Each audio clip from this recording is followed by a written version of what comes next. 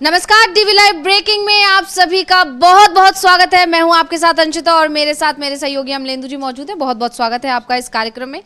अमलेंदु जी, बिहार में इस वक्त बहुत ज्यादा बवाल मचा हुआ है, सियासी उठापटक देखने को मिल रही है और सबसे बड़ी बात यह है कि दिलीप जायसवाल जो बीजेपी के प्रदेश अध्यक्ष हैं, उन्होंने अपने मंत्री पद से इस्तीफा दे दिया। इस वक्त की सबसे बड़ी खबर ये आ रही है कि मंत्री पद से इस्तीफा दे दिया और इसके बाद से सियासी गलियारों में अटकलों का बाजार गर्मा गया है, क्योंकि ये वही दिलीप जायसवाल हैं जिन्होंने उप मुख्यमंत्री कह दिया था नीतीश कुमार को। और ऐसे में जब जेपी नड्डा बिहार पहुंचते हैं और नीतीश कुमार से मुलाकात होती है और उस मुलाकात के बाद खबर आती है कि दिलीप जायसवाल ने अपने पद से इस्तीफा दे दिया है, तो आखिर इस इस्तीफे के पीछे की वजह क्या है? ये बड़ा सवाल इस समय सियासी गलियारों में उठा हुआ है। हालांकि ये कहा जा रहा है दिलीप जायसवाल की तरफ से कि जो पार्टी का रूल है कि एक व्यक्ति दो पद पर नहीं रह सकता, उसके तहत ये फैसला लिया है हमने। लेकिन अगर ऐसा था तो इतना समय क्यों लगाया गया? तो क्या कुछ अपडेट है आपके पास आना चाहूंगे अमलेंदु जी जिस सबको लेकर, लेकिन उससे पहले हम दिलीप जायसवाल का वो बयान सुनेंगे जो इस वक्त छाया हुआ है, जिस पर चर्चा चल रही है। तो दिलीप जायसवाल के बारे में जिस तरह की चर्चाएं पिछले दिनों चल रही थी, कई ऐसे बयान भी उन्होंने दिए थे जिससे नाराजगी नीतीश कुमार की देखने को मिल रही थी। हिंदुत्व को लेकर भी कई बयान उन्होंने दिए थे, जिस पर कहीं ना कहीं नीतीश कुमार ये कह रहे थे कि इस तरह की राजनीति अगर करेंगे तो हम एनडीए का साथ छोड़ सकते हैं। अंदर खाने से खबर ये आ रही थी, क्योंकि आप जानते ही हैं कि मुस्लिम वोटर्स और दूसरे जो समुदाय हैं वो भी कोर वोटर है नीतीश कुमार का। ऐसे में उनका ध्यान रखना, उनको नाराज ना करना, ये नीतीश कुमार की प्रायोरिटी है। और ऐसे में जब दिलीप जायसवाल का, जब उस वक्त आपको याद होगा गिरिराज सिंह एक यात्रा निकाल रहे थे, उस वक्त दिलीप जायसवाल ने खुलकर उस यात्रा का समर्थन किया था, जिसके बाद नीतीश कुमार नाराज दिखे थे। और अभी नीतीश कुमार को लेकर एक रैली में बात करते हुए दिलीप जायसवाल ही थे जिन्होंने उन्हें उप मुख्यमंत्री बोल दिया था। और उसके बाद अब ये फैसला लिया गया है कि उन्होंने अपने पद से इस्तीफा दे दिया है। तो क्या कुछ बोले हैं पहले सुन लेते हैं, उसके बाद इस पर चर्चा करेंगे अमलेंदु जी। नहीं, आज तो मैं इतना जानता हूं कि मैं राजस्व मंत्री के पद से इस्तीफा देने जा रहा हूं। क्या एक व्यक्ति एक पद भारतीय जनता पार्टी का सिद्धांत है और ये मैं अपने आप को सौभाग्यशाली मानता हूं कि केंद्रीय नेतृत्व पूरे भारतीय जनता पार्टी का बागडोर और जिम्मेवारी मुझ पर विश्वास रखती है। तो इसीलिए मैं आज राजस्व मंत्री के पद से इस्तीफा दे रहा हूं। मंत्रिमंडल का जो ये विस्तार है वो मुख्यमंत्री महोदय का विशेष क्षेत्राधिकार होता है और वहीं से पता चलेगा। क्या आज कल कब होगा सर मंत्रिमंडल विस्तार? आज अब देखिए, महाशिवरात्रि है आज अभी पता चलेगा आपको कि ऐसा अगर कुछ भी होने को होगा तो पता चलेगा। सीएम हाउस सर जा रहा है, बैठक भी है? नहीं, सीएम हाउस में नहीं जा रहा हूं मैं। अभी माननीय सम्राट चौधरी जी उप मुख्यमंत्री के यहाँ हम लोग का बैठक है और मैं वहीं पर जा रहा हूं। तो जैसा कि अभी हमने दिलीप जायसवाल को सुना, उन्होंने वही बात दोहराई है कि क्योंकि एक नियम है कि एक व्यक्ति दो पद पर नहीं रह सकता। लेकिन अमलेंदु जी, मैं आपके पास इस पर आना चाहूंगी, आपके पास और क्या अपडेट है? लेकिन एक जो बड़ा सवाल है कि अगर ये बात थी कि एक व्यक्ति दो पद पर नहीं रह सकता, तो फिर ये बात अब क्यों ध्यान में आ रही है अचानक से, जब नीतीश कुमार की नाराजगी की खबरें जोर पकड़ रही हैं? देखिए अंशिता, बिहार में बहुत गड़बड़ चल रहा है और नीतीश कुमार और भारतीय जनता पार्टी के बीच ज़बरदस्त तरीके से उठापटक चल रही है और दोनों एक दूसरे पर अपने दबाव की राजनीति कर रहे हैं। दिलीप जायसवाल जब प्रदेश अध्यक्ष हैं, जो मतलब बीजेपी के, और मंत्री भी हैं, तो जिस समय इनको प्रदेश अध्यक्ष बनाया गया था, क्या उस समय नहीं मालूम था कि ये मंत्री भी हैं? तो उसी समय इस्तीफा क्यों नहीं दिया गया था? ये इस्तीफा आज ही क्यों हुआ? और ये इस्तीफा आज भी जो है तब क्यों हुआ जब जेपी नड्डा से नीतीश कुमार की मुलाकात होती है? और इससे पहले इन्होंने ही जो था वो उप मुख्यमंत्री कह दिया था नीतीश कुमार को, लोकप्रिय उप मुख्यमंत्री। और उसके बाद नीतीश कुमार काफ़ी ज़्यादा जो थे वो नाराज़ जो थे वो नज़र आए थे दिलीप जायसवाल से। जो चर्चाएं चल रही हैं अंशिता, वो चर्चाएं ये हैं कि नीतीश कुमार ने कहा कि दिलीप जायसवाल किसी भी हाल में मंत्रिमंडल में नहीं होंगे और उसके बाद ये उनका इस्तीफा हुआ। कल जो थे वो अड़ गए। ये सूचनाएं चल रही हैं, मतलब इस तरह की खबरें भी चल रही हैं कि जेपी नड्डा के साथ मुलाकात में नीतीश कुमार अड़ गए कि दिलीप जायसवाल जो हमको नहीं चाहिए।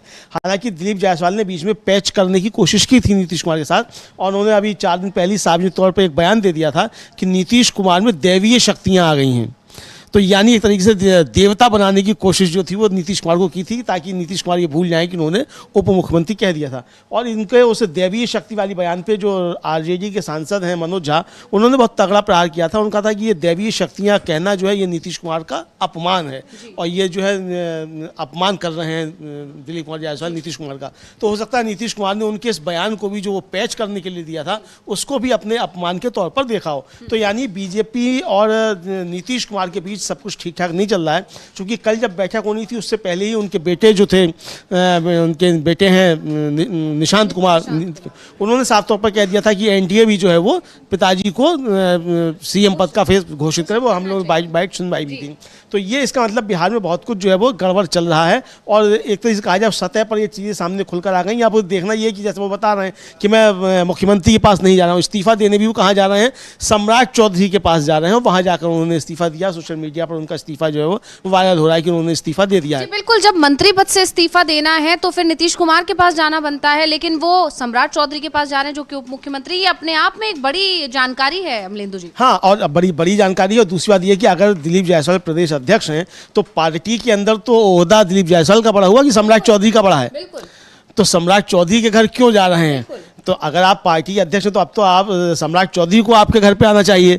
तो आपको इस्तीफा देना भी था तो या तो आप गवर्नर हाउस जाकर देते इस्तीफा, या फिर आप नीतीश कुमार को मुख्यमंत्री को सौंपते। फिर आप ये कह रहे हैं कि वो मुख्यमंत्री का अधिकार क्षेत्र किसको बनाते हैं। अभी तक मतलब दिलीप जायसवाल को ये कोई जानकारी नहीं है कि मंत्रिमंडल का विस्तार होगा कि नहीं होगा, होगा तो कौन मंत्री बनेगा कौन नहीं बनेगा। दिलीप जायसवाल को ये जानकारी नहीं है, मगर हमारा जो इलेक्ट्रॉनिक मीडिया है उसको सारी जानकारी है कि कौन मंत्री बनेगा कौन नहीं बनेगा। उसने चलाना शुरू कर दिया है कौन मंत्री बन रहा है कौन मंत्री नहीं बन रहा है।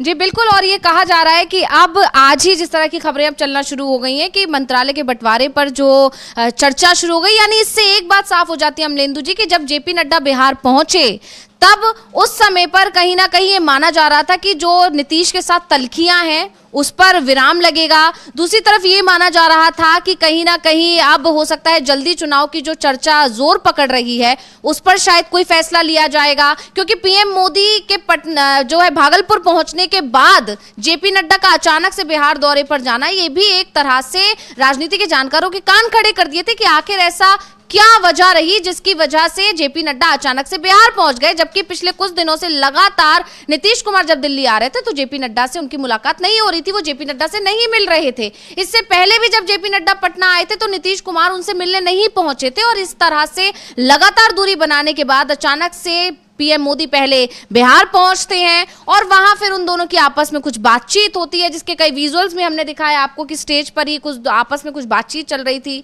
तो इसको लेकर तमाम तरह की अटकलें लगाई जा रही है कि क्या हो सकता है कुछ ऐसा मैसेज नीतीश कुमार ने दे दिया है। तो इसको और लेकर क्या कुछ जानकारी हमारे साथ हमारे सहयोगी मौजूद हैं अविनाश जी। अविनाश जी, क्या अपडेट है आपके पास कि बिहार में आखिर चल क्या रहा है? हाँ, सबसे बड़ी बात तो ये है कि जब प्रधानमंत्री नरेंद्र मोदी का बिहार दौरा हो या जेपी नड्डा का दौरा हो, ये कहा जा रहा था कि नीतीश कुमार जो विधानसभा चुनाव है वो अप्रैल मई में कराना चाहते हैं। इस समय जो परिस्थितियाँ, क्योंकि अचानक चुनाव की घोषणा कर दी जाती है, क्योंकि नीतीश कुमार तो पूरा प्रदेश घूम आए हैं, तो वो विपक्ष को चौंकाना चाहते हैं कि विपक्ष को तैयारी का मौका कम से कम मिल सके।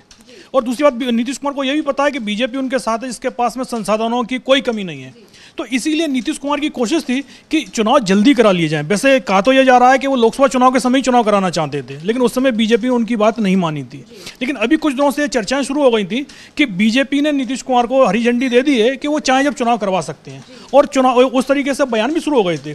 जिस तरीके से विजय सिन्हा का हमने बयान देखा था, उन्होंने कहा था कि भाई नीतीश कुमार जब चाहें तब चुनाव करा सकते हैं। लेकिन अब जिस तरीके से मंत्रिमंडल विस्तार की चर्चा शुरू हुई है, क्योंकि अभी कल नीतीश कुमार जो बिहार में जेपी नड्डा से मिले थे तो ये कहा गया था कि ये मुलाकात चुनाव को लेकर है, लेकिन 24 घंटे के अंदर खबर आती है कि दिलीप जायसवाल का इस्तीफा हो गया है। उसके बाद अब मंत्रिमंडल विस्तार के 4 बजे ये बताया जा रहा है कि नए मंत्रियों को शपथ दिलाई जाएगी। ये संख्या 5 से 7 हो सकती है, लेकिन जेडीयू का एक भी मंत्री इसमें नहीं बन रहा है। जाहिर सी बात है कि नीतीश कुमार मंत्रिमंडल विस्तार के लिए तैयार भी नहीं थे, और बीजेपी की तरफ से लगातार लोकसभा चुनाव के बाद से ही नीतीश कुमार पर दबाव डाला जा रहा था कि मंत्रिमंडल विस्तार कीजिएगा, लेकिन नीतीश कुमार लगातार टाल रहे थे। आपने देखा होगा जब नीतीश कुमार महागठबंधन के साथ में भी थे, उस समय भी मंत्रिमंडल विस्तार उन्होंने नहीं किया था। राहुल गांधी भी जब जाते थे तो उन्होंने भी नीतीश कुमार से पूछा था कि भाई कब नए मंत्री बना रहे हैं, लेकिन नीतीश कुमार लगातार उस चीज़ को टालते चले गए और इसी के चलते जो महागठबंधन में दरार भी पड़ी थी। और अब जब नीतीश कुमार बीजेपी के साथ में, बीजेपी भी 1 साल से नीतीश कुमार पर दबाव बना रही है कि मंत्रिमंडल का विस्तार कीजिएगा, क्योंकि कुछ मंत्री बनाए जाने हैं, क्योंकि बीजेपी के पास जो सीटें हैं वो जेडीयू से जस्ट डबल सीटें हैं। और जो गठबंधन में जो बात हुई थी कि भाई जिसके पास जितने विधायक हैं उसी के अनुसार उसको मंत्रिमंडल में हिस्सेदारी मिलेगी। तो नीतीश कुमार को ये तो पता था कि नए मंत्री जो बनाए जाएंगे उसमें मैक्सिमम बीजेपी के ही होने हैं, तो इसीलिए नीतीश कुमार इसको टाल रहे थे। नीतीश कुमार की कोशिश यह थी कि भाई जल्दी से जल्दी चुनाव करा लिया जाए, लेकिन अब जब बीजेपी की तरफ से जब जेपी नड्डा गए, और आपने देखा होगा कि 2 बार नीतीश कुमार दिल्ली आए हैं और उनकी बीजेपी के जो टॉप लीडर हैं, चाहे जेपी नड्डा हो, चाहे अमित शाह हो या पीएम नरेंद्र मोदी हो, उनसे मुलाकात नहीं हुई। अब ये मुलाकात का उनको समय नहीं मिला दिया गया या नीतीश कुमार ने खुद उनसे मुलाकात नहीं की, इस पर कई चीज़ें चल रही हैं। लेकिन जिस तरीके से जेपी नड्डा का बिहार जाना और उसके 24 घंटे के अंदर मंत्रिमंडल का विस्तार की खबर आ जाना, साफ है कि बीजेपी ने नीतीश कुमार की कोई भी डिमांड नहीं मानी है। और अगर ऐसी बात है कि तो जिस तरीके से निशांत सिंह हमने कल बयान सुना है, उसके हिसाब से तो लग रहा है कि अभी जो बीजेपी का एनडीए गठबंधन जो वहाँ बिहार में है, इसके अंदर खींचतान जबरदस्त तरीके से मची हुई है। क्योंकि मंत्रिमंडल विस्तार को लेकर जो खबर तो आ गई, लेकिन जो बाकी के उनके सहयोगी हैं उनसे पूछा ही नहीं गया है। जबकि आपने देखा होगा कि जीतन राम मांझी तो लगातार 1 मंत्री पद मांग रहे हैं, इस बार तो उनको पता ही नहीं था कि भाई मंत्रिमंडल का विस्तार भी होने वाला है, उनसे तो चर्चा ही नहीं हुई है। बस खाली जेपी नड्डा और नीतीश कुमार के बीच में चर्चा हुई है और उसके बाद से अचानक ही खबर आती है कि भाई मंत्रिमंडल का विस्तार आज 4 बजे होने वाला है। तो अभी आप देखिएगा कि कुछ समय बाद शायद जीतन राम मांझी का भी इसको लेकर कोई बयान आ जाए, क्योंकि अभी तक तो मांझी को भी नहीं पता था आज से कल शाम तक कि इस तरीके की कोई घटना होने वाली है। तो मंत्रिमंडल विस्तार का मामला हो, चाहे जल्दी से चुनाव कराने का मामला हो, या नीतीश कुमार को सीएम फेस बनाने का मामला हो, हर मुद्दे पर इस समय एनडीए के अंदर जबरदस्त टकराव दिखाई दे रहा है। तो और इसका अब 4 बजे के बाद, 4 बजे से पहले हमें देखेंगे कि भाई इस जो लिस्ट बनाई जा रही है, पहले शुरुआत कहा जा रहा था कि 5 मंत्री बनेंगे, फिर खबर आई कि 6 हो सकते हैं, फिर खबर आई कि 7 हो सकते हैं। पहले शुरुआत में चल रहा था कि जेडीयू के भी मंत्री बनेंगे, लेकिन अब कहा जा रहा है कि जेडीयू का कोई मंत्री नहीं बन रहा है। तो आप मान के चलिएगा कि ये टकराव की जो स्थिति बनी हुई है ये आगे बढ़ने ही वाली है। जी बिल्कुल, यहाँ पर बहुत बहुत धन्यवाद आपका अविनाश जी ये जानकारी देने के लिए। जी बिल्कुल, यहाँ पर देखा जा रहा है कि कैसे एकदम से एक्टिव हो गए हैं वहां पर बिहार में। मतलब यहाँ पर आप देख रहे थे अमलेंदु जी भी, पिछले दिनों बिल्कुल सन्नाटा छाया हुआ था।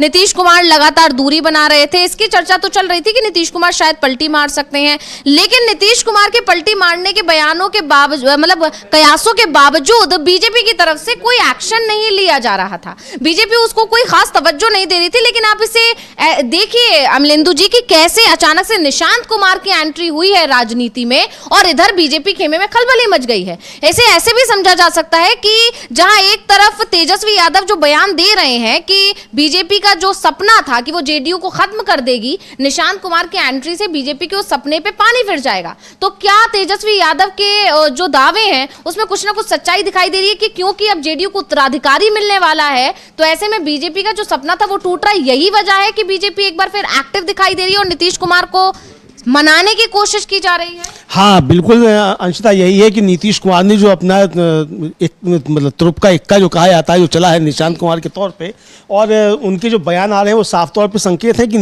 निशांत कुमार की एंट्री हो रही है। इसके जरिए नीतीश कुमार ने भारतीय जनता पार्टी को बहुत तगड़ा संकेत दे दिया कि आप जो जनता को हड़पने की कोशिशें कर रहे हैं वो आपकी कामयाब नहीं होंगी, उत्तराधिकारी हमारा तैयार है, वो इसको आगे संभालेगा। और नीतीश कुमार जो है वो कमज़ोर नहीं पड़े हैं, ये बताने की नीतीश कुमार ने बीजेपी को एक तरीके से कहा है। इधर अंशिता जो सवाल चल रहे हैं, अब ब्रजमोहन जाखड़ जी हैं, हम लोगों के दर्शक हैं, वो लिख रहे हैं, उन्होंने बहुत वाजिब सवाल उठाया है कि भाई जेपी नड्डा भी तो 2 पदों पर हैं, वहाँ ये नियम लागू क्यों नहीं हो रहा है। बिल्कुल तो जो जिस आधार पे इस्तीफा दिलीप जायसवाल दे रहे हैं उस आधार पर जेपी नड्डा मंत्रिमंडल से इस्तीफा क्यों नहीं दे देते। और वो तो 3-3 पद संभाले हुए हैं, मतलब बीजेपी के अध्यक्ष भी हैं, राज्यसभा में नेता सदन भी हैं और मंत्री भी हैं, तो 3-3 पद संभाले हुए हैं। तो एक व्यक्ति एक पद का मामला जेपी नड्डा पे लागू क्यों नहीं होता जो दिलीप जायसवाल पर लागू हो गया। इसका मतलब साफ तौर पे यही है कि दिलीप जायसवाल पर ये दबाव पड़ा, और ये दबाव जो है ये नीतीश कुमार की तरफ से है कि दिलीप जायसवाल नाम की व्यक्ति हमारे मंत्रिमंडल में नहीं चाहिए, ऐसा समझा जा सकता है जो चर्चाएं चल रही हैं। मतलब सिंपल सी बात है कि नीतीश कुमार की नाराजगी जिस तरह से बढ़ रही थी और नीतीश कुमार की नाराजगी को एक तरह से तवज्जो नहीं दी जा रही थी, क्योंकि बीजेपी मानकर चल रही थी कि नीतीश कुमार के पास कोई और दूसरा रास्ता ही नहीं है एनडीए के साथ रहने के अलावा, क्योंकि नीतीश कुमार को ना तो सीएम पद वहां से मिल रहा है महागठबंधन की तरफ से और एनडीए देने के लिए राजी नहीं, तो कहीं ना कहीं नीतीश कुमार को साध लेगी बीजेपी। ये मानकर अभी बीजेपी चल रही थी कि कुछ दिनों के लिए इन्हें छोड़ दिया जाए, ये अपने आप सही तरह से अपने ये सारे कार्यक्रमों में और जो देखा जाएगा वो मतलब उस तरह से वो काम करने लगेंगे।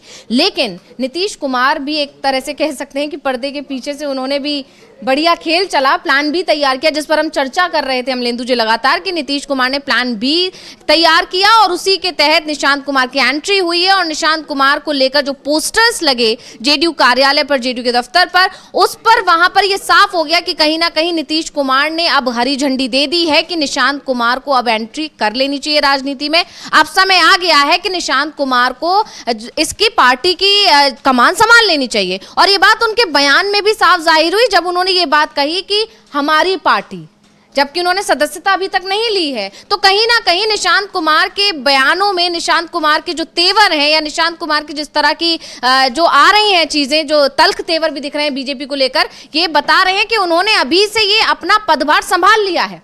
भले ही सिर्फ एक कह सकते हैं औपचारिक ऐलान रहना बाकी रह गया है, औपचारिकताएं बाकी रह गई हैं, लेकिन ये सच है कि निशांत कुमार ये समझ चुके हैं कि अब पार्टी की कमान उनको अपने हाथ में लेनी है। और इसको लेकर निशांत कुमार को लेकर नीतीश कुमार ने पूरी तैयारी भी कर ली और यही वजह है कि बीजेपी खेमे में खलबली मच गई है और अचानक से ये मंत्रिमंडल विस्तार की बात कर दी गई है। यानी अभी ये तो साफ हो गया है कि जो चर्चाएं लगातार चल रही थी कि जल्द ही चुनाव हो सकते हैं, उसको पूरी तरह से खारिज कर दिया गया है। और उसके साथ ही साधने के लिए नीतीश कुमार के अलावा जो दूसरे जो लोग नाराज हैं उनको साधने के लिए कहीं ना कहीं ये मंत्रिमंडल विस्तार किया जा रहा है।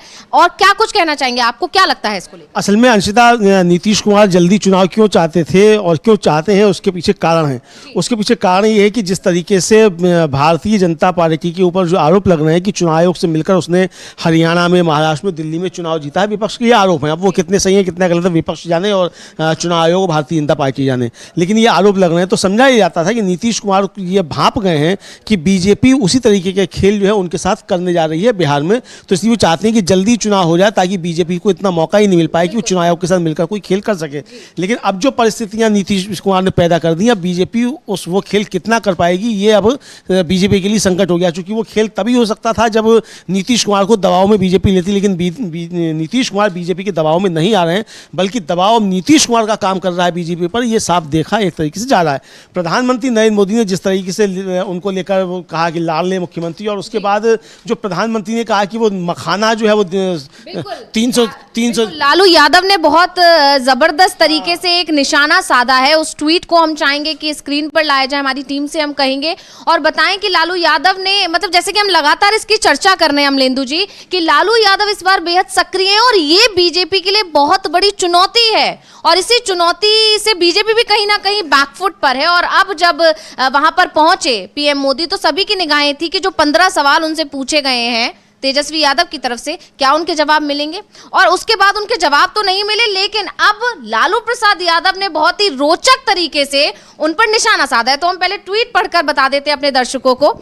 लालू यादव ने लिखा है, अब की बार तो हमारे सवालों पर पीएम ने साल में 300 दिन ही मखाना खाने की बात कही है। अगली बार 350 दिन बिहारी भूजा खाएंगे, 100 दिन भागलपुरी सिल्क पहनेंगे, छठ मैया का व्रत करेंगे, गंगा मैया में डुबकी लगाएंगे, जानकी मैया के मंदिर जाएंगे, बिहार से बचपन का रिश्ता स्थापित करेंगे, मधुबनी पेंटिंग्स का गमछा या कुर्ता पहनेंगे, भोजपुरी, मगई, अंगिका, बज्जिका, सुरजापुरी और मैथिली भाषा की 2-4 उधारी लाइनों से संबोधन की शुरुआत करेंगे। जननायक कर्पूरी ठाकुर जी, लोकनायक जयप्रकाश जी और अन्य महापुरुषों से संबंध बताएंगे। मतलब आप कितने अच्छे तरीके से पूरा बता दिया कि आगे जो अब बिहार चुनाव हो रहे हैं या होंगे इस साल के आखिर में, उसकी जो तैयारियां होंगी, तो क्या क्या बदलाव पीएम मोदी के संबोधन में आपको देखने को मिल सकते हैं, इसका पहले ही पूरा लेखा जोखा लिखकर दे दिया है लालू जी ने। हाँ बिल्कुल, लालू जी ने एकदम बता दिया कि प्रधानमंत्री क्या क्या करेंगे। और ये अक्सर सभी राज्यों के चुनाव में प्रधानमंत्री की इसी तरीके की रणनीति दिखाई पड़ती है अंशिता। और ये साफ तौर पर देखा जाएगा कि प्रधानमंत्री यही सब करते हुए नजर आएंगे।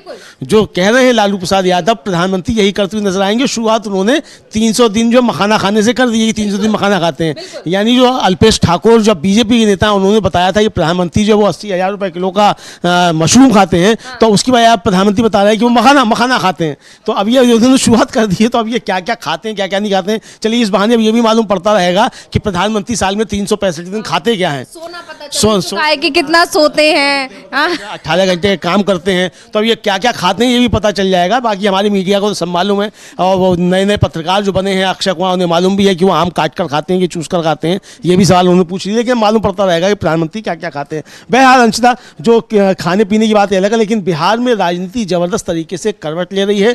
नीतीश कुमार और भारतीय जनता पार्टी के बीच जो उठापटक का खेल चल रहा है, वो देखा जाएगा कि आगे जाकर अब किस करवट बैठता है। नीतीश कुमार कितना भारतीय जनता पार्टी को दबा पाते हैं और भारतीय जनता पार्टी कितना नीतीश कुमार का नुकसान कर पाती है। लेकिन निशांत कुमार ने कल जो एक बात कही थी अंशिता, हम चाहेंगे कि एक बार उसको सुन भी लीजिएंगे, दोबारा भी सुन लेंगे। वो कह रहे हैं कि पिछली बार आपने 43 सीटें दी थी, इस बार सीटें बढ़ा दीजिए।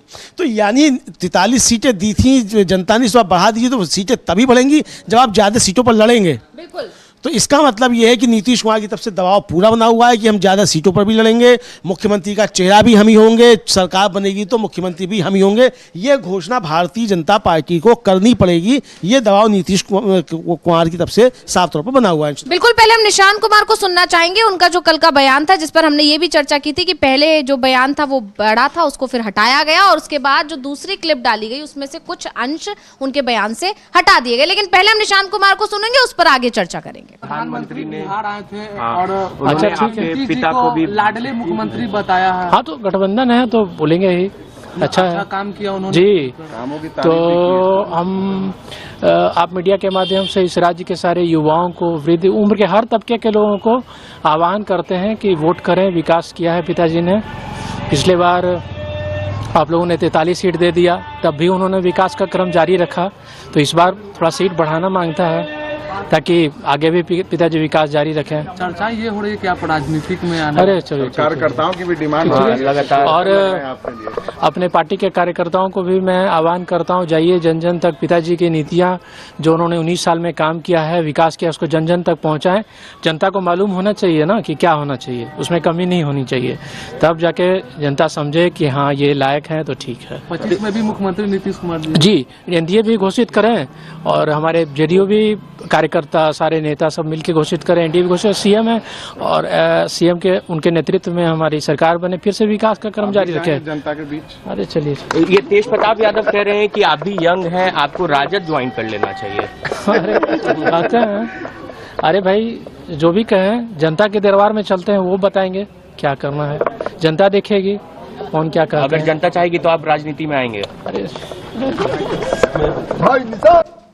तो अभी हम निशांत कुमार को सुन रहे थे, और जैसे कि अमलेंदु जी आपने सुना कि जब उनसे कहा गया कि तेजस्वी यादव कह रहे हैं कि आपको राजनीति में आ जाना चाहिए, तो उन्होंने कहा कि जनता के दरबार में चलते हैं, जो जनता फैसला करेगी वो स्वीकार करेंगे। यानी कहीं ना कहीं संकेत दे दिए कि इस बार वो चुनाव लड़ने का भी मन बना रहे हैं।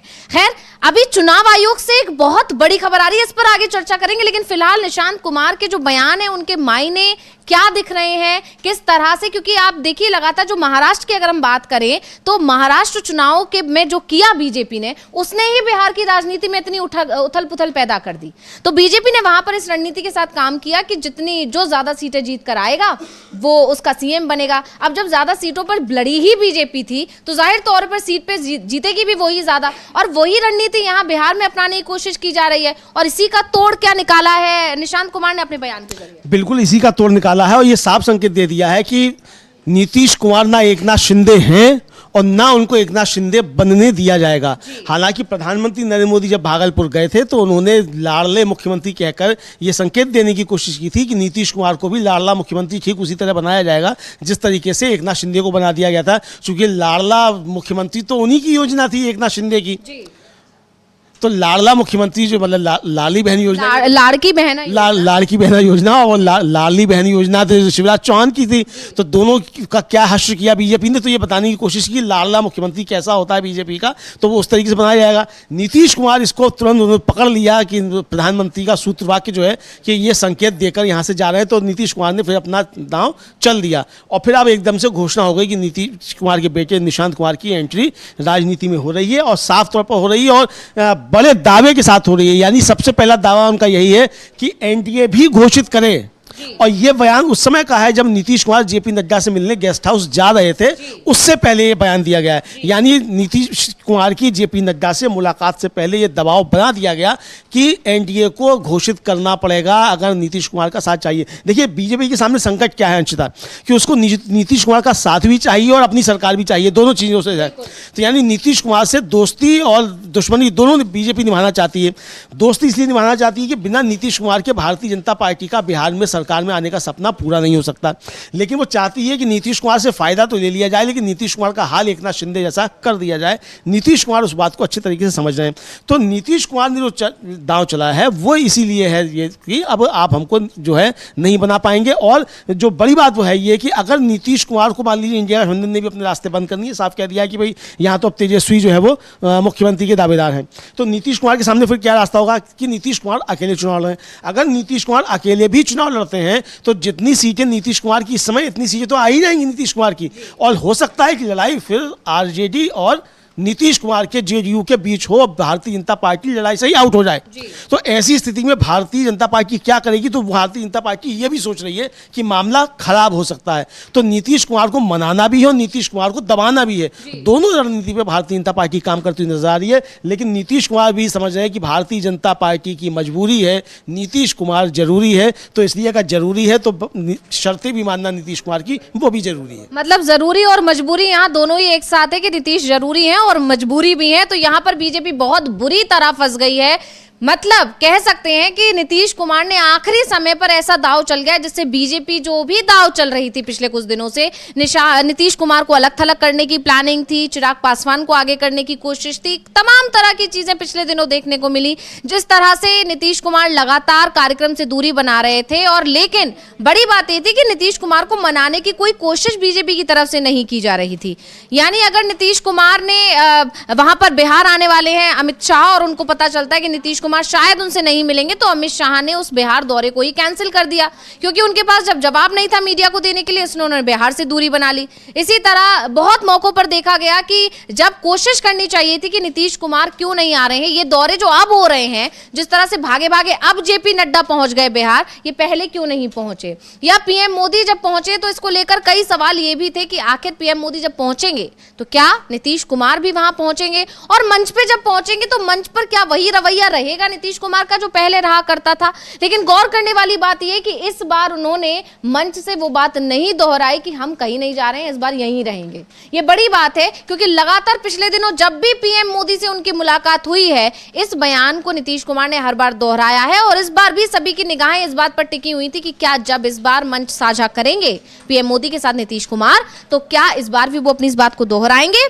क्या बहुत ज्यादा आत्मीयता दिखाते हुए नजर आएंगे। लेकिन इस बार ऐसा नहीं हुआ, बल्कि जो वीडियो सामने आए हैं उससे ये साफ पता चल रहा है कि नीतीश कुमार ने इशारों इशारों में अपना मैसेज पीएम मोदी को पहुंचा दिया, और जिसके बाद पीएम मोदी ने जेपी नड्डा को जब पहुंचाया संदेश, और उसके बाद जेपी नड्डा को आना पड़ा, और उसके बाद का जो सारा घटनाक्रम है वो हमारे सामने है कि किस तरह से दिलीप जायसवाल को सबसे पहले इस्तीफा देना पड़ा है। भले ही वो इस तरह की बातें कर रहे हैं कि इस इस्तीफे की वजह एक पद, एक व्यक्ति एक पद वाला वजह है, जो पार्टी की जो नीति है उसके चलते है। लेकिन बड़ी बात यह है कि ये नीति तो बहुत पहले से बनी हुई है, और इस नीति का उल्लंघन तो खुद जेपी नड्डा कर रहे हैं जो बीजेपी के अध्यक्ष हैं। तो ऐसे में क्या दिलीप जायसवाल के लिए ये नियम अब क्यों याद आया है, जब निशांत कुमार की पहले राजनीति में एंट्री होती है और नीतीश कुमार अपने तलखी दिखाते हैं, और इसके बाद बीजेपी को समझ में आता है कि अब नीतीश को साधना जरूरी हो गया। और इसके बाद दूसरा जो बीजेपी जिस तरह से जिस रणनीति पर काम कर रही है, जो मंत्रिमंडल विस्तार की जो बात निकल कर आ रही है, और जिसको लेकर दावे ये किए जा रहे हैं कि आज शाम को ही मंत्रिमंडल विस्तार हो जाएगा,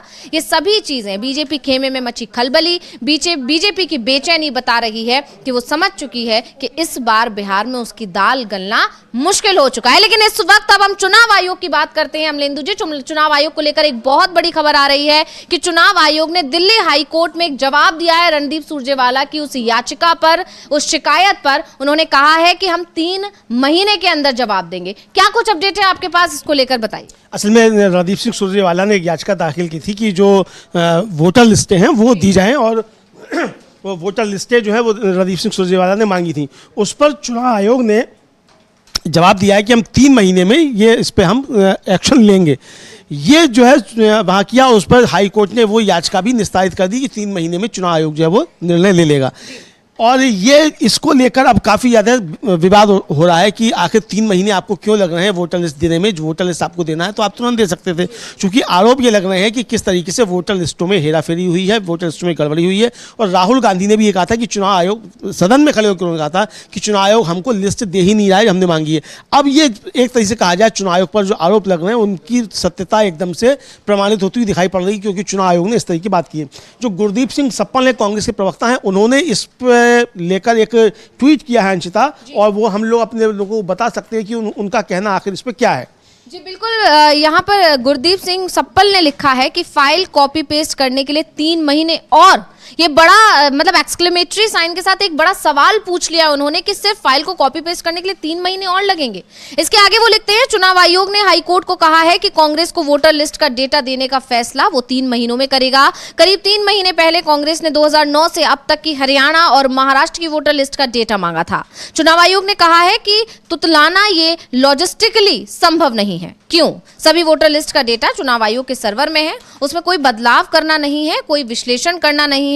इनके प्रिंट आयोग पार्टियों और उम्मीदवारों को चुनाव में दे चुका है। कुछ डेटा फाइल को कॉपी और पेस्ट करके देना है, इसमें क्या लॉजिस्टिकल चुनौती है?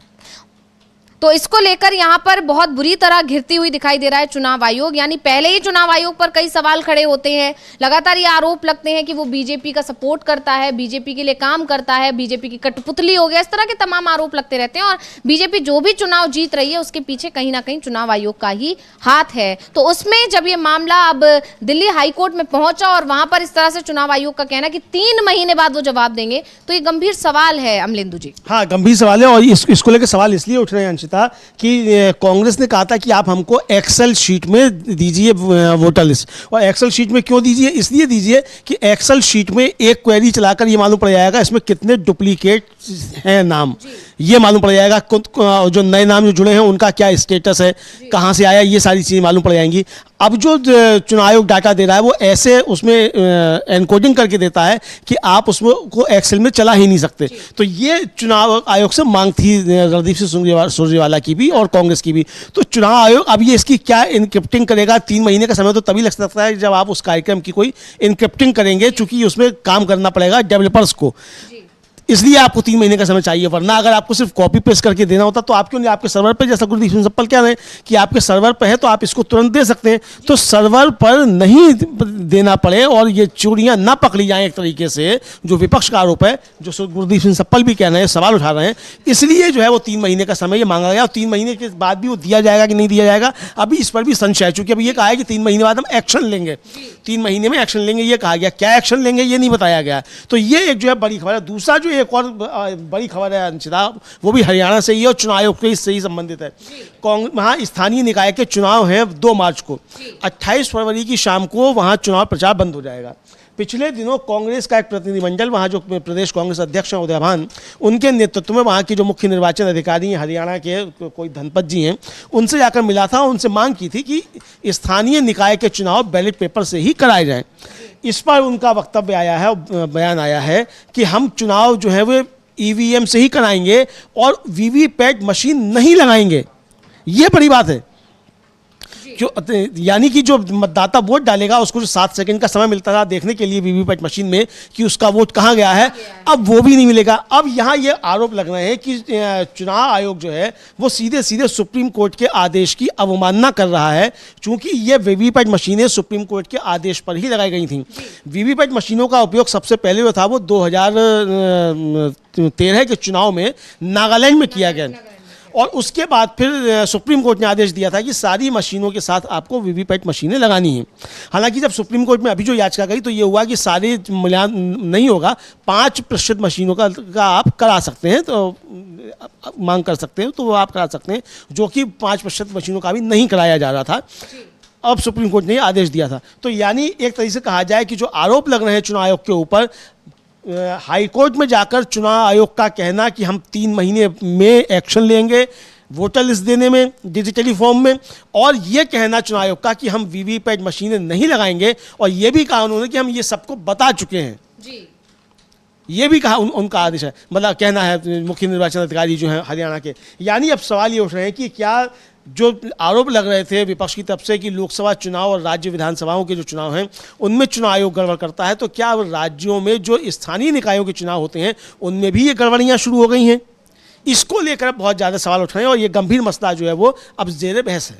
जी बिल्कुल, जहां जिस तरह से कई लोगों की शिकायतें बाहर निकल कर आती थी चुनाव जब मतदान के बाद कि हमने वोट किसी और को दिया था और पर्ची किसी और की निकल गई, तो ये जो शिकायतें थी उनको कहीं ना कहीं दबाने के लिए कि लोगों को मौका ही नहीं मिलेगा, वीवीपैट जब लगेगा ही नहीं तो ना तो दिखाई देगा कि किसको वोट गया, ना पर्ची की कोई समस्या बनेगी। इस वजह से कहीं ना कहीं ये पूरा जो षड्यंत्र भी कह सकते हैं इसको रचा गया और ये आरोप अब लगेंगे और विपक्ष जाहिर तौर पर इस पर सवाल उठाएगा ही और विपक्ष ने अभी से हमला बोलना शुरू कर दिया। यानी चुनाव आयोग बुरी तरह घिरा हुआ है, चाहे वो दिल्ली हाईकोर्ट में हो या फिर जो हरियाणा में होने वाले निकाय चुनाव हो, उसको लेकर चुनाव आयोग पर लगातार जो सवाल उठते रहे हैं कि वो बीजेपी की मदद करता है, उन आरोपों में और जो है एक तरह से सच्चाई दिखाई दे रही है और उन आरोपों पर मोहर लगती जा रही है एक के बाद एक इन सारे मामलों को देखते हुए। वहीं अब जहां इस तरह चुनाव आयोग सवालों में घिराई हुआ है और चुनाव आयोग पर सवाल तब भी उठे थे जब महाराष्ट्र में चुनाव हुए थे। महाराष्ट्र को लेकर भी लगातार कई गांव से इस तरह की खबरें आई थी कि सिर्फ और सिर्फ वहां पर भी ईवीएम की धांधली बताई गई थी। मरकड़वाड़ी गांव का मामला आपको याद होगा अमलेंदु जी, किस तरह से वहां पर मॉक पोल कराने की बात की गई थी लेकिन फिर वहां पर कर्फ्यू लगा दिया गया था जिससे मॉक पोल ना हो जाए।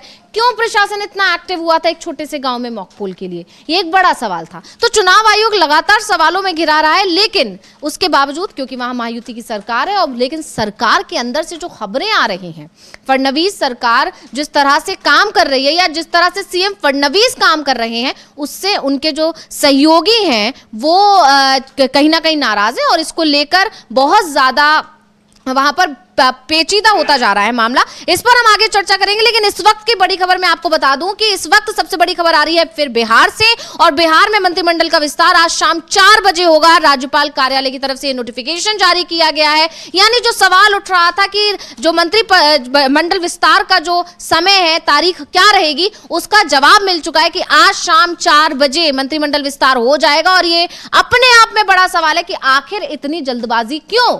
एक दिन 2 दिन पहले पीएम मोदी पहुंचते हैं, उसी दिन शाम को जेपी नड्डा पहुंचते हैं, फिर अगले दिन जेपी नड्डा नीतीश कुमार से मुलाकात करते हैं, फिर दिलीप जायसवाल इस्तीफा देते हैं और उसके बाद अब खबर आ रही है कि मंत्रिमंडल विस्तार हो रहा है। यानी 3 दिन में तेजी से घटनाक्रम बदल रहा है बिहार में। अमलेंदु जी, पहले बिहार पर चर्चा करेंगे, उसके बाद हम महाराष्ट्र पर आते हैं। हाँ बिल्कुल, बहुत तेजी से बिहार का घटनाक्रम बदल रहा है अंशिता, और बिहार में उठापटक काफ़ी ज़्यादा मची हुई है। और अब ये देखना है कि बिहार की उठापटक जो है वो किस तरीके से केंद्र की राजनीति को भी प्रभावित करती है, क्योंकि बिहार की उठापटक का असर केवल बिहार की राजनीति पर नहीं होगा, उसका असर सीधे सीधे दिल्ली पर यानी नरेंद्र मोदी की कुर्सी पर भी होगा। तो बिहार में जो कुछ चल रहा है वो भारतीय जनता पार्टी और नीतीश कुमार के बीच शहमात का खेल जो चल रहा है, ये देखना होगा ये किस करवट बदलता है। अब ये भी देखना होगा कि अभी तक ये कोई सूचना नहीं आई है कि शाम को जो 4 बजे मंत्रिमंडल विस्तार होगा उसमें बीजेपी के कितने लोग होंगे और जेडीयू के कितने लोग होंगे, अभी तक इसकी कोई सूचना नहीं है। लेकिन बीजेपी अध्यक्ष जो हैं प्रदेश के, उनका इस्तीफा और ये कहकर देना कि भाई हम जो है प्रदेश अध्यक्ष भी हैं इसलिए हम मंत्री पद से इस्तीफा दे रहे हैं, ये काफ़ी ज़्यादा सवाल खड़े करता है कि अगर ये सूत्र लागू होना था तो जैसा कि जाखड़ साहब ने, हमारे दर्शक हैं, उन्होंने सवाल उठाया कि भाई जेपी नड्डा साहब पर ये लागू क्यों नहीं हो रहा है। तो जेपी नड्डा साहब तो 3 पद संभाले हुए हैं, तो उन पर भी लागू होना चाहिए। जेपी नड्डा को भी मंत्रिमंडल से इस्तीफा देना चाहिए। जेपी नड्डा मंत्रिमंडल में भी हैं, बीजेपी के अध्यक्ष भी हैं, राज्यसभा में नेता सदन भी हैं। तो ये 3 पद जब उनके पास है तो वहाँ तो एक पद एक व्यक्ति, 2 पद नहीं, एक व्यक्ति 3 पद वाला मामला है। तो उनसे तो 2 पद से खाली कराए जाने चाहिए, लेकिन उनसे खाली नहीं कराए जा रहे हैं। यहाँ दिलीप जायसवाल साहब की जो है वो मंत्रिमंडल से उनकी छुट्टी कर दी गई। तो ये काफ़ी ज़्यादा जो उठा पटा के अब देखना ये कि नीतीश कुमार ने इसके पीछे क्या शर्तें लगाई हैं और बीजेपी ने क्या शर्तें नीतीश कुमार के ऊपर थोपी हैं, ये अब देखने वाली चीज़ होगी। मंत्रिमंडल का विस्तार, अब जो मंत्री बनते हैं वो क्या कर पाएंगे इन 6 महीनों में, चूंकि 6 महीने का ही समय बचा है वहाँ चुनाव होने में। तो 6 महीने में तो कायदे से अगर देखा जाए तो अपनी फाइलें जो हैं और कितने चपरासी काम करते हैं उनके कार्यालय में, उनके विभाग में, ये भी नहीं समझ पाएंगे।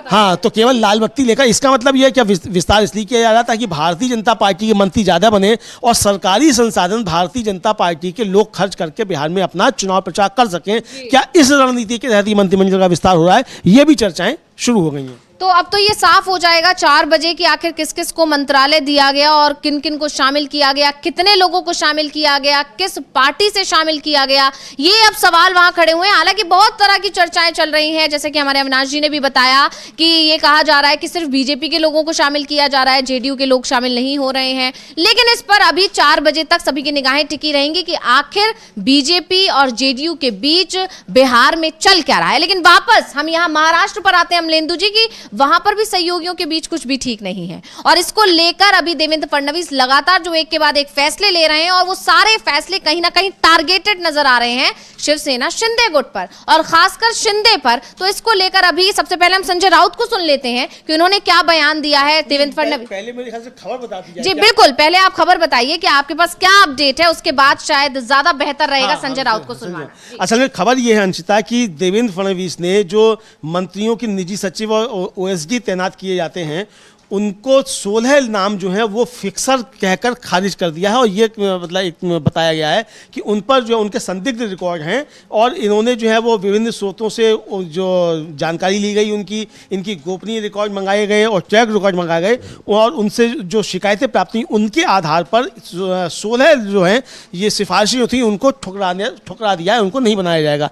अब कहा यह जा रहा है कि ये जो 16 हैं और इन 16 में से 13 नाम जो हैं वो देवेंद्र उनके एकनाथ शिंदे के नजदीकी बताए जाते हैं और 28 नाम अभी और हैं जो जांच के दायरे में ये कहा जा रहा है। तो अब सवाल ये उठ रहा है कि अगर अपनी पिछली सरकार जो थी महायुति की उसके कामों की जांच इस तरीके से शुरू हो गई है, एक तो जो उनके टेंडर निरस्त किए जा रहे हैं शिंदे के समय में जो हुए, उनके विभागों में जो अब्दुल सत्तार जो मंत्री थे उनके विभाग में जो एसएलए नियुक्त किए गए 47 उनके लिए कमेटी जांच के लिए कमेटी बना दी गई है। इधर ये जो आया है कि 16 जो खारिज कर दिए गए और फिक्सर शब्द का इस्तेमाल किया, इसको लेकर बहुत जो है वो महाराष्ट्र में उठापटक मची हुई है। अब देखना यह कि एकनाथ शिंदे हालांकि इसमें क्या करते हैं, हालांकि एकनाथ शिंदे ने अभी इस पर कोई उनका वक्तव्य नहीं आया है क्योंकि अभी तक ये कहा ही जा रहा है कि ये एकनाथ शिंदे के नज़दीकी हैं, लेकिन कौन किसका नज़दीकी जाहिर सी बात है कि इसको कोई स्वीकार नहीं करता है कि कौन हमारा नज़दीकी है। लेकिन जो सत्ता के गलियारों में चर्चाएं होती हैं अंशिता, उनसे समझा जाता है कि कौन किसका नज़दीकी है। तो इसको लेकर जो है संजय राउत ने बहुत तगड़ा बयान दिया है और एक तरफ फडणवीस का समर्थन भी किया है कि भाई आपने ये एक्शन लिया है तो आपका बहुत स्वागत है, लेकिन अगर आपने ये एक्शन लिया है तो इसके बाद आगे भी कार्रवाई कीजिए। यानी एक तरीके से एकनाथ शिंदे पर कार्रवाई करने के लिए शिवसेना यूवी की जो है वो देवेंद्र फडणवीस पर दबाव बना रही है कि अगर आपने फैसला लिया है और आपने फिक्सर शब्द का इस्तेमाल किया तो इन पर आगे भी कार्रवाई कीजिए। तो पहले सुन लेते हैं कि संजय राउत ने क्या कहा था, उस पर और हम आगे चर्चा करेंगे। जो है कई मनमानी फैसले या मनमानी कारभार किया गया था और अब देवेंद्र जी जाने के बाद इस तरीके जी का हमने स्वागत किया है कि अगर इस राज्य में मंत्रालय में भ्रष्टाचार करने में एक रैकेट है, उस रैकेट में मंत्रियों के ओएसडी और पीए शामिल है, ये मुख्यमंत्री का ऑब्जर्वेशन है देवेंद्र जी का, और उसको रोक लगाने के लिए कुछ ओएसडी और पीए को उसने नियुक्त नहीं करने दिया और ये मुख्यमंत्री का शब्द है, ये फिक्सर है, ये सब लोग फिक्सर है, तो उनका स्वागत ही करना चाहिए। अगर मुख्यमंत्री भ्रष्टाचार रोकने के लिए कुछ कदम उठा रहे हैं तो ये स्वागत योग्य कदम है और हमने उनका स्वागत किया है। लेकिन ये फिक्सर किस मंत्री ने रिकमेंड किए थे उनका भी नाम सामने आना चाहिए। वो जो फिक्सर्स है, चाहे ओएसडी हो चाहे पीए हो, उनके वो किस मंत्री ने उनको रिकमेंड किए थे, किस पार्टी के मंत्री है, वो भी जनता को समझना चाहिए। फिर एक आखिरी सवाल, कर्नाटक और महाराष्ट्र का जो इशू है बस विवाद जो है, बस की सेवाएं जो है वो बंद कर दी गई है, इसको लेकर कल कुछ लोग हैं जो उद्धव ठाकरे जी से मिले, आपसे मिले, क्या कुछ जो है चर्चा हुई है उसको लेकर यूपी की जो पार्टी है उसकी क्या कुछ? बेलगांव से लोग आए थे,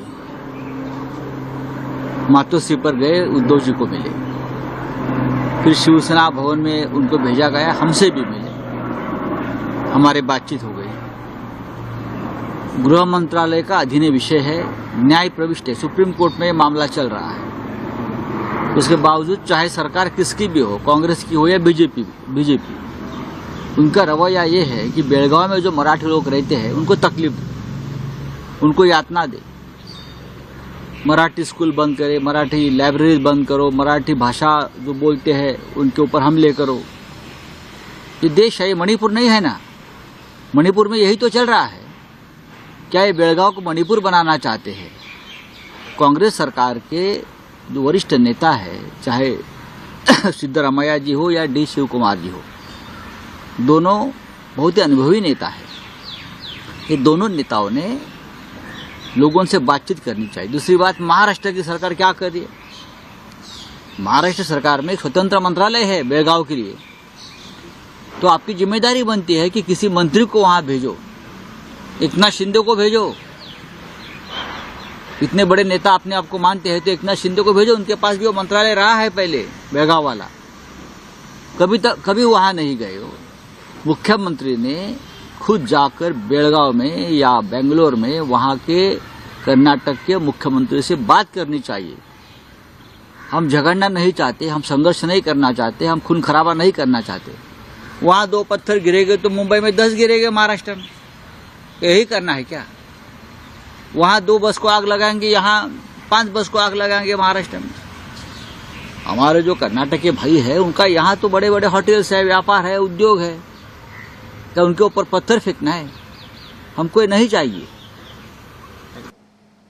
तो अभी हम संजय राउत को सुन रहे थे और संजय राउत ने साफ साफ एक जो पूरे अपने बयान के दौरान एक सवाल किया कि जनता को ये ध्यान देना चाहिए कि जिन लोगों को हटाया गया है वो किस पार्टी के लोग हैं। तो ये क्या मतलब है, क्या कहना चाह रहे हैं संजय राउत, किस तरफ इशारा कर रहे हैं, इसके बारे में क्या कुछ कहना चाहेंगे अमलेंदु जी, क्या जानकारी? एक तो ये है अंशिता कि जो मसला है उसको पहले जो उसका जो एक तरह से कहा जाए जो प्रशासनिक मसला है उसको समझाया है कि ये मसला उठा क्यों है ये कि एक मंत्री के कार्यालय में 35 से अधिक कर्मियों का स्टाफ रखने की अनुमति है। मतलब 35 आप रख सकते हैं, जिसमें एक निजी सचिव और अधिकतम 3 ओएसडी शामिल होते हैं।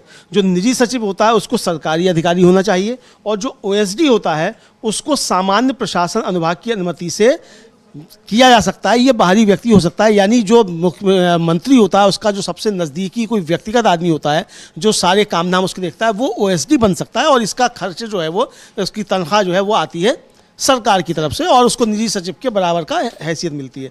अब ये है कि जो पिछले जो लगभग 2 दशक हैं अंशिता, उसमें हो ये रहा है कि तमाम राज्य सरकारों में ओएसडी जो है वो बहुत पावरफुल व्यक्ति हो गया, चूँकि वो सीधा मंत्री का व्यक्तिगत आदमी होता है और उसको मंत्रालय की चीज़ों की जानकारी भी होती है।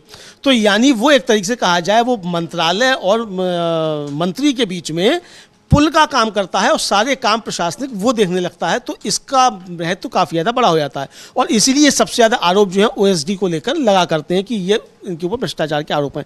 अब ये जो आदेश आया है 16 फडणवीस की तरफ से 16 उनको हटाने का, इस पर ये कह रहे हैं संजय राउत कि ये भी बताओ कि किस पार्टी के वो ओएसडी थे। अगर महायुति की सरकार में, पिछली सरकार में आप ये बता रहे हैं कि उसमें जो ओएसडी नियुक्त किए गए थे उनमें 16 जो हैं वो भ्रष्टाचारी थे और 28 की जांच चल रही है, वो अब 16 फिक्सर थे जो आप कह रहे हैं। तो ये फिक्सर किस दल से जुड़े हुए थे ये भी बताइए आप। बीजेपी के थे कि वो अजीत पवार के थे कि वो एकनाथ शिंदे के थे? ये सवाल जो पूछा, तो यहाँ आकर एक तरह से कहा जाए तो देवेंद्र फडणवीस भी जो फंसते हुए से नजर आते हैं कि अगर ये सवाल उठने लगेंगे तो ये बताना पड़ेगा वो किस दल के मंत्री के ओएसडी थे। ये मसला जो है ये अब वहाँ फांस बन गया। तो यानी एक तरीके से देवेंद्र फडणवीस का इस एक्शन का समर्थन करके भी संजय राउत ने देवेंद्र फडणवीस को ही फांस लिया है कि साहब हम आपका इसका समर्थन कर रहे हैं, आप और 28 को भी हटा दीजिए और 50 उनको भी हटा दीजिए, लेकिन ये बताइए कि ये किस मंत्री के थे और किस पार्टी के मंत्री के ये ओएसडी थे, ये आप बताइए। ये बड़ा मसला है अंशिता जी। बिल्कुल, और इस पर यहाँ कह सकते हैं कि देवेंद्र फडणवीस उल्टा घिर गए हैं और बहुत बुरी तरह सवालों में घेर दिया है संजय राउत ने। और इसके अलावा प्रियंका चतुर्वेदी जो उद्धव गुट की नेता हैं, उनका भी एक बयान है, वो ट्वीट में चाहूंगी कि हमारी स्क्रीन पर लाकर बताया जाए और वो हम दर्शकों को बताएं कि किस तरह से उन्होंने भी घेरने की कोशिश की है। और प्रियंका चतुर्वेदी लगातार मुखर रहती हैं, लगातार वो सवाल उठाती रहती हैं और एक बार फिर उन्होंने अब घेरने की कोशिश की। और संजय राउत वाला जो मामला है उसको लेकर भी बुरी तरह से फडणवीस घिरे हुए दिखाई दे रहे हैं। तो अब हम प्रियंका चतुर्वेदी ने क्या कहा है वो आपको पढ़कर सुना देते हैं। प्रियंका चतुर्वेदी लिखती हैं कि मुख्यमंत्री मुख्यमंत्री देवेंद्र फडणवीस को अब इन 16 फिक्सरों के नाम उजागर करने चाहिए और उन्हें शर्मिंदा करना चाहिए। साथ ही उन मंत्रियों के नाम भी उजागर करने चाहिए जो इन फिक्सरों को अपने कार्यालय में ओएसडी और पीएस के रूप में रखना चाहते थे। यानी वही बात उन्होंने दोहरा दी है अमलेंदु जी। बिल्कुल, अब दोनों के मतलब शिवसेना यूबीटी जो है उसके दो नेताओं की तरफ से ये मांग आ चुकी है कि भाई आपने जो एक्शन लिया है और आपने इनको फिक्सर कहा है, तो जो आपने फिक्सर कहा है तो ये बताइए ये फिक्सर किस दल के मंत्री के ओएसडी और पीएस थे, ये आपको बताना पड़ेगा। अब अंशिता यहाँ झगड़ा ये होगा कि अगर नाम ले दिया जाता है कि ये एकनाथ शिंदे के नज़दीकी थे, चूँकि कहा यह जा रहा है कि ये एकनाथ शिंदे के नज़दीकी थे, अब थे या नहीं थे हम नहीं कह सकते इसको, और उनके मंत्रालयों में थे। अगर एकनाथ शिंदे के मंत्रालय में थे तो शिंदे जो कह चुके हैं कि मुझको हल्के में मत लेना, तो ये हल्के में मत लेना जो कहा है, तो शिंदे अब क्या करेंगे ये देखना होगा कि ये तो देवेंद्र फडणवीस लगातार हल्के में ले रहे हैं। इससे पहले जो मंत्री गणेश नायक हैं उन्होंने थाने में जाकर जो एकनाथ शिंदे का गढ़ है, उनका होम टाउन है, वहाँ जाकर जनता दरबार लगाया, तो और उस बयान के बाद लगाया जब उन्होंने कहा था कि मुझको हल्के में मत लेना। तो यानी शिंदे ने तो हल्के में मत लेना ये बयान दिया था जाकर नागपुर में जो फडणवीस का घर था। तो यानी जो घर में घुसकर मारना जो कहावत नरेंद्र मोदी ने चलाई है वो बीजेपी में अंदर शुरू हो गई है कि सब जो है घर में घुसकर एक दूसरे को मार रहे हैं। तो उन्होंने पलटवार करते हुए ये भी कहा था, जो पहुंचे थे इधर शिंदे के गढ़ में, उन्होंने ये भी कहा था कि स्थायी नहीं होता कुछ भी, कुर्सी किसी की नहीं, कुर्सी किसी की नहीं होती। तो यानी ये साफ तौर पर हो गया कि अब फडणवीस और एकनाथ शिंदे के बीच संघर्ष शुरू हो गया है। और इसका बिहार कनेक्शन क्या है अंशिता, अब ये भी बात कर लिया जब इतना है तो बिहार कनेक्शन इसका ये है कि शिंदे की नजदीकियां नीतीश कुमार से बढ़ती हुई बताई जाती हैं और कहा यह जा रहा है कि नीतीश कुमार को अगर भारतीय जनता पार्टी छिड़ेगी तो नीतीश, नायडू और शिंदे एक हो सकते हैं, तो खतरा मोदी जी के लिए हो जाएगा इसी केंद्र में। तो इसीलिए शिंदे जो हैं वो अपनी मजबूती वहां दिखा रहे हैं कि जो शिंदे को ताकत मिल रही है वो नीतीश और नायडू से मिल रही है। और ये भारतीय जनता पार्टी के लिए एक सिरदर्द जो है वो महाराष्ट्र में शिंदे के तौर पर खड़ा हो गया, वरना बीजेपी कभी काय होती वो शिंदे की पार्टी तोड़ चुकी होती। जैसे शिंदे को, जैसे उद्धव ठाकरे की पार्टी में शिंदे पैदा किए गए, इसी तरीके से शिंदे की पार्टी में दूसरा शिंदे पैदा कर दिया जाता।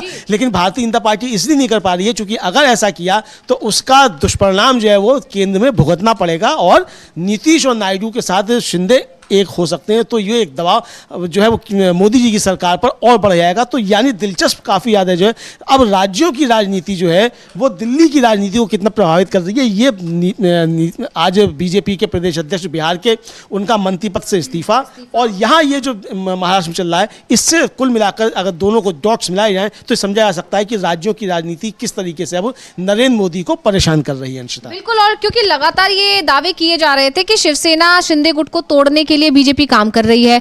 सामंत को लेकर कई तरह से ये दावे होने लगे थे कि अब दूसरा एकनाथ शिंदे सामंत को बनाया जा रहा है, उदय सामंत को बनाया जा रहा है। और इसको लेकर ये कहा जा रहा था कि कहीं ना कहीं जो समर्थक हैं, जो कार्यकर्ता हैं शिवसेना शिंदे गुट के, उनके अंदर ये मैसेज देने की कोशिश की जा रही है कि शिंदे अब अच्छा नेतृत्व नहीं कर रहे हैं।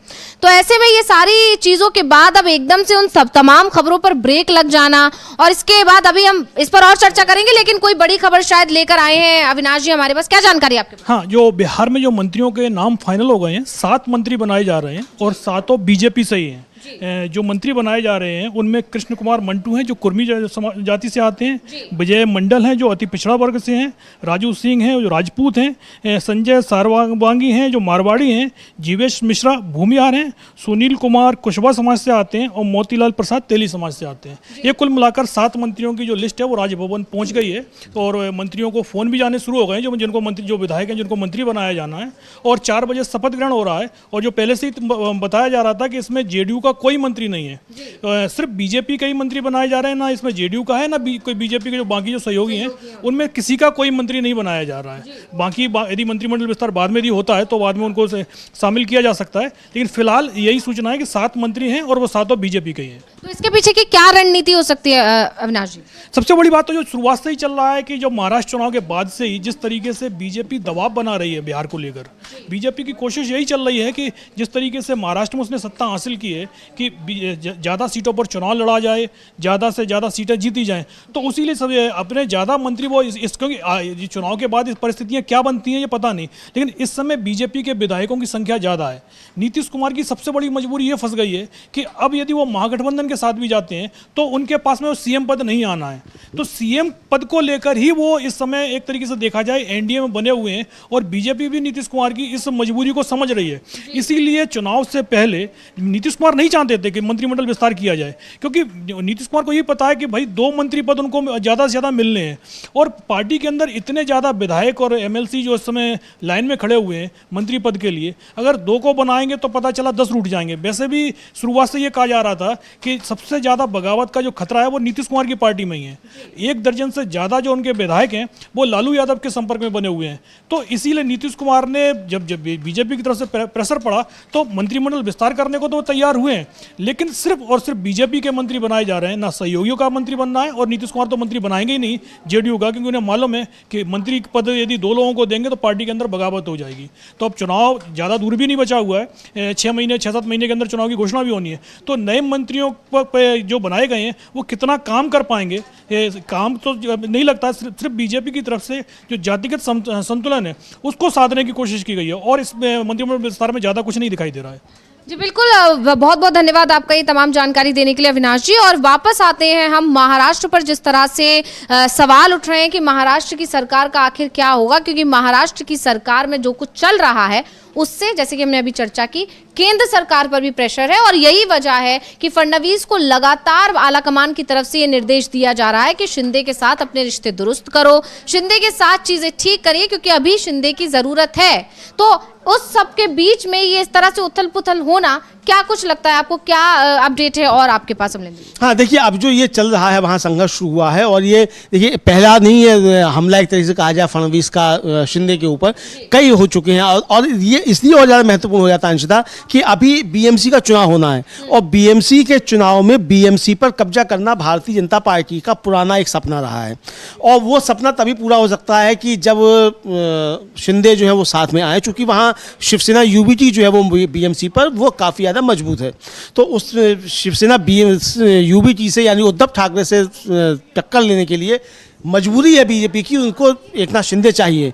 लेकिन अगर कोई इस तरीके से काम शुरू हो जाएंगे एकनाथ शिंदे पर, तो एकनाथ शिंदे जो है वो क्यों साथ में आएंगे? तो यहाँ ये भी हो सकता है कि शिंदे पर इतना दबाव बना दिया जाए इस तरीके से कि देखो तुम कितनी कितनी जांच में फंसे हुए हो और इसलिए तुम जो है बीएमसी में भारतीय जनता पार्टी का साथ दो और तुम चुनाव मत लड़ो, ये दबाव बनाने की कोशिशें भी हो सकती हैं।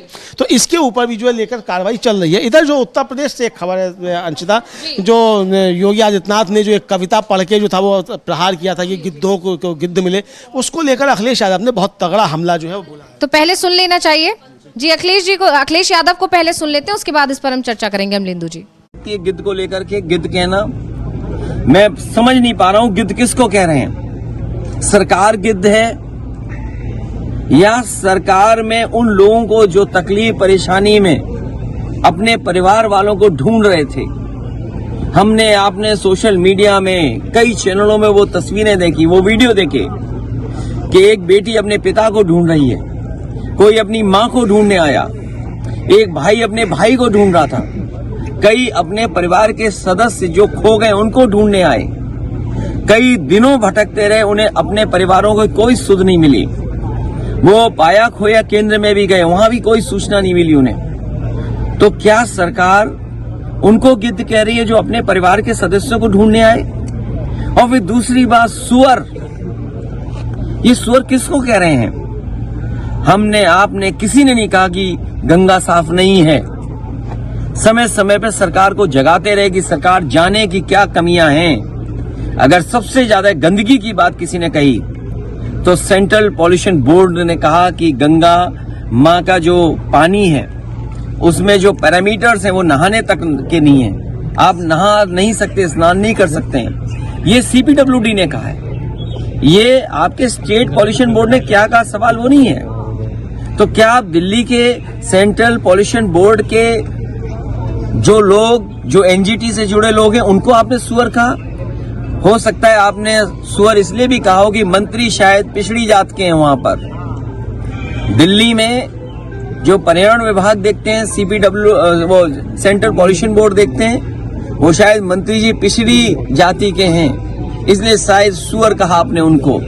और मुझे तो ये लगता है कि जो डबल इंजन की सरकार अपने आप को कहते थे, वो कहीं ऐसा तो नहीं लखनऊ वाले दिल्ली वाले को कह रहे हों, क्योंकि दिल्ली वाले सवाल उठा रहे हैं कि आपका पानी कैसा है, आपका इंतजाम कुछ नहीं था। और कह रहे थे 100 करोड़ लोग आएंगे, हम 100 करोड़ लोगों का इंतजाम करेंगे। और सोचिए कुछ करोड़ लोग आए और भगदड़ मच गई। और भगदड़ एक नहीं मची, भगदड़ 4 जगह 5 जगह, ये अभी क्लियर नहीं है। भगदड़ मची, लोगों की जान गई, सरकार छिपा।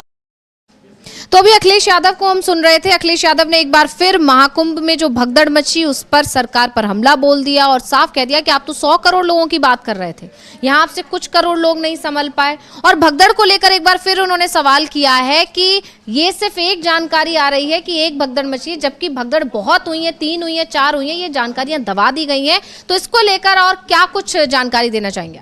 हाँ, देखिए यही अखिलेश यादव ने जो एक तरह से कहा जाए कि जो उन्होंने मुख्यमंत्री योगी आदित्यनाथ ने जो सदन में कहा था, जो कविता पढ़कर, जो उसको लेकर बहुत तीखा प्रहार किया है। और ये भी उन्होंने पूछा था, एक और उनकी बात, हालांकि अब चूंकि समय खत्म हो रहा है इस कार्यक्रम का तो हम सुनवा नहीं सकते, उन्होंने पूछा था कि वो जो गिद्ध सेंचुरी बनवाई है वहाँ गोरखपुर में, तो वो किसके लिए बनवाई है, कि किसको गिद्ध कहना चाहते हैं। और इधर अंशिता, मजे की बात ये है कि योगी आदित्यनाथ वहाँ सदन में पढ़ रहे थे कि गिद्ध जो हैं, गिद्धों को क्या मिला। और उधर जो मध्य प्रदेश के मुख्यमंत्री हैं डॉक्टर मोहन यादव, वो जो है वो गिद्धों की संख्या बढ़ गई है, इसको लेकर खुशी जता रहे थे। और उन्होंने ट्वीट किया कि साहब बड़ी खुशी की बात है कि गिद्धों की संख्या बढ़ रही है मध्य प्रदेश में और देश में। तो अब ये दोनों जो डबल इंजन की सरकारें हैं, तो ये तय करें कि उत्तर प्रदेश में गिद्ध किसके लिए लाभदायक और नुकसानदायक है। और मध्य प्रदेश के जो मुख्यमंत्री हैं डॉक्टर मोहन यादव जी, वो खुशी मना रहे हैं गिद्धों की संख्या बढ़ने पर। तो गिद्धों का मसला क्या है, तो ये भी सवाल जो उठना शुरू हो गए हैं। अंशिता जी बिल्कुल, बहुत बहुत शुक्रिया आपका अमलेंदु जी, हमारे तमाम दर्शकों को इतनी अच्छी जानकारी देने के लिए। और बहुत बहुत शुक्रिया मेरी पूरी टीम का, जिसने हमें इस कार्यक्रम को संचालित करने में मदद की, पीछे से हमें इनपुट्स देते रहे। और बहुत बहुत शुक्रिया मेरे तमाम दर्शकों का इस कार्यक्रम में जुड़े रहने के लिए। इसी के साथ इस तरह की तमाम अपडेट्स के लिए बने रहिए डीवी लाइव के साथ, देखते रहिए डीवी लाइव। और मुझे यानी अंशिता को दीजिए इजाजत। नमस्कार।